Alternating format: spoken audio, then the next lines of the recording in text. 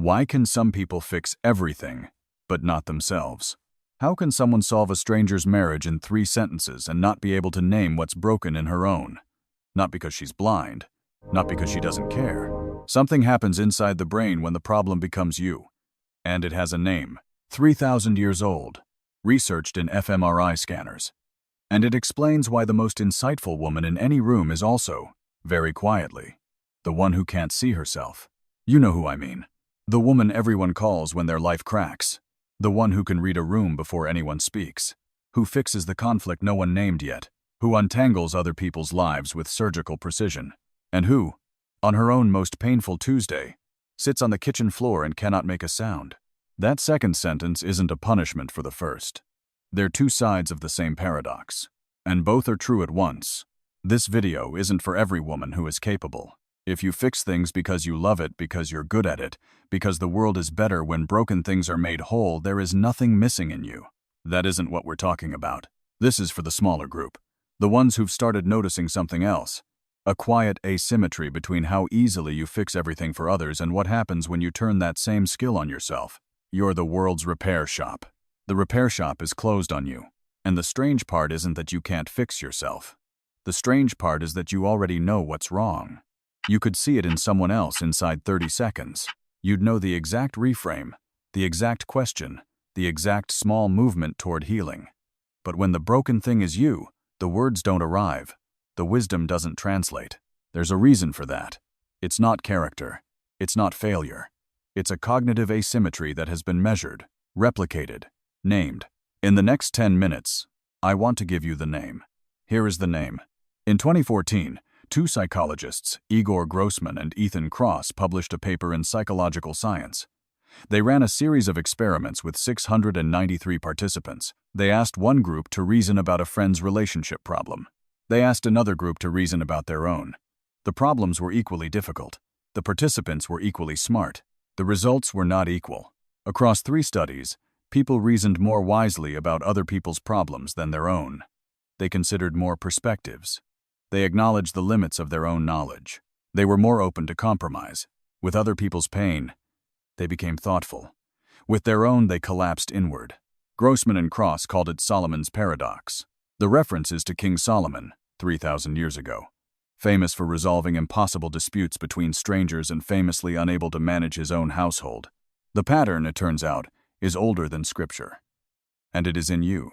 Now here is the part that matters. The reason this happens isn't lack of insight. You don't go blind when the problem becomes you. You go close, too close. There's a word for it in the research. Self-immersion. When you reason about someone else's pain, you're standing outside the room. You see the floor plan. You see where the door is. When you reason about your own, you're standing inside the room. You see the back of your hand and a piece of the wall. Same brain, different distance, different answer. And before we go further, if you're feeling something land in your chest right now, that's the immersion releasing for a second. You just stepped outside the room. Stay there. We're going to find out how to get back to it on purpose. That's what's actually happening when the words won't arrive. You haven't lost the words. You've lost the room they were set in. 2 more pieces of research help explain why distance is so hard to find. The first comes from Kristin Neff at the University of Texas, who has spent more than 20 years studying self-compassion. Her core finding is small and devastating. People are dramatically more compassionate to others than to themselves. The kindness template exists. It's full. It's well rehearsed. There's just a wall between it and the self.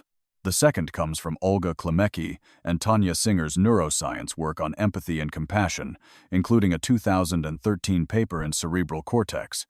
They showed that empathy feeling with another person's pain runs on different neural circuitry than compassion caring for another person's well-being. Empathy makes you echo the pain. Compassion makes you steady. Fixers, the research suggests, often live in empathy mode. They are echoing pain all day. By the time the pain inside them speaks, there is no compassion bandwidth left. Let me tell you about Maya, 32, a licensed therapist in Brooklyn, 7 clients a week, the kind of presence that makes strangers cry in their first session. On a Tuesday afternoon, a client describes the exact attachment pattern Maya wrote her master's thesis on. Maya gives the reframe slowly, carefully. The client cries. The client thanks her. Maya nods. Steady. That same Tuesday, 9 in the evening. Her boyfriend's note is on the counter. Maya owns 27 books on attachment. She sits on the kitchen floor for 2 hours and cannot name what she feels.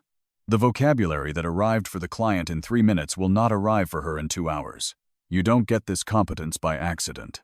There's a body of research that's been building since the 1990s, refined in a 2011 meta-analysis by Lisa Hooper and her colleagues, published in the Journal of Clinical Psychology. It looks at what happens when a child takes on a parent's emotional or practical work. The clinical word is parentification.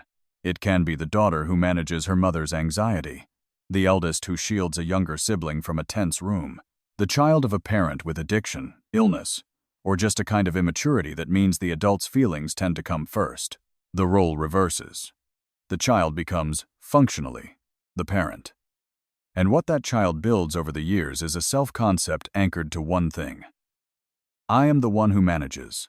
The compassion goes outward by default. The radar goes outward by default. The reading of rooms goes outward by default. And here is the cost, the one almost no one names. When that child grows up and someone finally turns to her and offers her care, there is no inside-shaped slot to receive it. Care arrives, and it finds no shore. Listen to Lynn, 27, an 8th grade English teacher in Queens. A student melts down in the bathroom. Lynn sits on the floor with her for 40 minutes, calls the school counselor, finds the mom, sets up support that lasts beyond that day. The same evening, a voicemail from her own mother's care facility. Dementia. Lynn watches the notification on her phone. Lets it sit until Friday. Here is the bridge. The reason Lynn can sit on a bathroom floor for 40 minutes and cannot listen to a 4-minute voicemail isn't strength on one side and weakness on the other. It's the same skill, pointed at the same wall. On the wrong side of it, from the student's pain, Lynn has distance. From her mother's pain, Lynn has none. Same hands, same heart, different room. You can't will yourself into distance. That's the cruel part. The harder you try to think clearly about yourself, the more immersed you become. But there are 2 interventions, both with real neuroscience behind them, that change the geometry without effort. The first comes from Jason Moser, Ethan Cross, and colleagues, published in Scientific Reports in 2017. They used both ERP and fMRI, scanning 2 different brain imaging methods to test a question that sounds almost too simple. What happens in the brain when you refer to yourself by name instead of by I? The answer is that the medial prefrontal cortex, the region that lights up for self-referential emotional processing, quiets down within 1 second, without requiring cognitive effort. So instead of asking, "Why am I like this?" which keeps you immersed, with the rumination spiraling, try the question this way. What is Maya feeling right now? What does she need? Use your own name. The neural shift is automatic. The room reorients. The second tool builds on the first. It comes from a line of research by Ethan Cross and Özlem Ayduk, including their 2011 review in Current Directions in Psychological Science.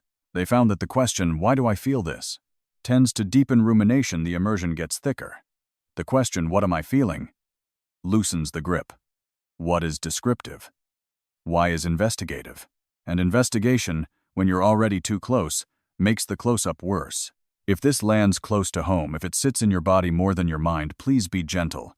This isn't a substitute for therapy. If you've been carrying this for a long time, please consider reaching out to a licensed mental health professional. The work of finding distance to yourself is some of the most tender work a person ever does. So here are 2 questions to try tonight, both spoken in third person, both starting with what. What is your name actually feeling about this right now? What does she need that no one is offering her? Stay with the answer. Don't fix it. Just let it exist. The compassion template you've been giving away for years, it does. Finally, point home. Here is the small thing I want you to carry. The wisdom you give other people isn't borrowed. It isn't theirs. It's yours. You built it. You earned it. It belongs to you the same way your hands do. The only question, the question this entire video has been about, is whether you've found the address it's supposed to be delivered to. If something here landed, drop 1 word in the comments. The name you're going to use tonight when you try this, your own name, or someone you love. Just 1 word. I read every reply. And if you found this channel because you've been searching for language about quiet patterns that don't quite have names in everyday conversation, but do have names in research, subscribe. Not for more videos, for one specific thing. Each video here names something you've been carrying without a name for it. That's the whole job of this channel.